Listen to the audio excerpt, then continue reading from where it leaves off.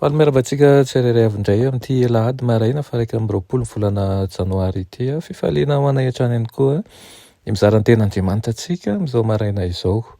Ny rina dia hitondra vokatsoa amintsika indrindra anatin'ny herinandro izay diavintsika ity ny ten'Andriamanitra. Alohan'ny derantsika ny amin'ny mofinainany io dia hivavaka isika. Andriamanitra tsara ny zandanitro mbola misaotra anao izahay satria menao izao tombonandro izao indray, menao fotoana fa nay mandinga ny teninao. Tompo eto izahay ankehitriny dia eo aminao indray tianay raha ankerezinao mandrakariva izahay mba ahafantaranay mandrakariva ny fahamarinana avy aminao ka tsy ho very lalana izahay. Miteza Tompo fa voninko iainao anao izahay amin'ny anaran'i Jesosy. Amen. Lohateny mofinainantsika androany dia manao hoe mandalina ny soratra masina. Nalaina amin'ny Romanina 5:14 manao toy izao amin'ny anaran'i Jesosy. Fa izay rehetra voasoratra fahiny dia nisoratana ho fianarantsika nanantsika ny fanantenana amin'ny faharetana sy ny fihononana avy amin'ny soratra masina. Amen. Tafajoro ity boky masina ity na teo aza ny fanafian'ny Satana izay efa nikambana tamin'ny ratsy fanahy mba hahatonga ny zavatra avy amin'Andriamanitra ho sarona anaty rahona sy aizina. Nitahiry io boky masina io hatrany anefa ny Tompo tamin'ny alalan'ny heriny mahagaga teo amin'io endriny amin'izao fotoana io ho faindraketana ny soratra nataridalana ho an'ny fianakavian'olombelona hanehoana azy ireo ny lalana makany an-danitra.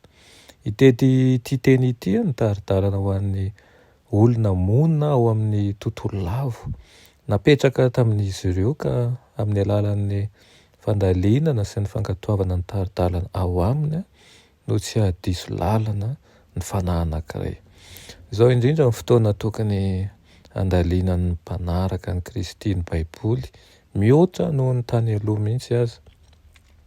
Hita eny rehetra ny hery miasa mangina mamitaka ka tena ilaina indrindra ny mandray ny torohevitry Jesosy. Ilay namanao akaiky indrindra hoy izy Davida hoe ato-am-poko no iraketako ny teninao mba tsy hanotako aminao. Ferifery tokoa moa ny olona izay latsaka ny fahotana satria hivokatry ny tsy fandinihiny tambavaka ny tenin'Andriamanitra. Dia tsy tsapany ny maharatsy ny ota ary hitany fa nety ho vitany ihany ny joro tsara nohatra anazy ireny. Rehefa tonga amin'izy ireo mifankampanahy dia toa tsy miambina izy ary tsy mahalala ny fitaovam-piadian'ny fahavalo akory. Velona ao anatin'ny vanim-potoana tena mampatahotra antsika ary satria efa manakaiky ny fiafaran'ny tantaran'ny tany dia tsy hisy fiarovana ho an'ireo izay tsy mifankazatra amin'ny tenin'Andriamanitra.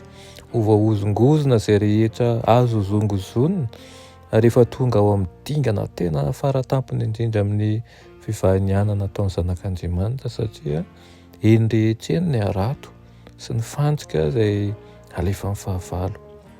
Amin'ny alalan'ny fitarihan'ny Tompo anefa izay miseho mazava amin'ny teny no ahafahantsika mandeha tsy amin'ny tahotra ka tsy ho voafingana.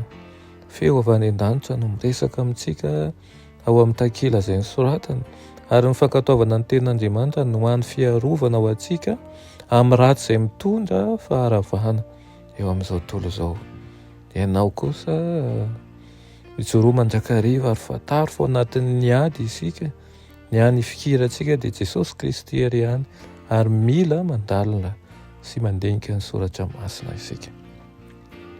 Ary vavaka isika rainay malala tsara indrindra mbola misaotra anao izay amin'izany teninao izany. Misaotra anao ihany koa Tompo satria manaiky ara-dalana aminay ianao ary hanome hery anay ao anatin'ny ady izay hatrehanay tsirairay avy.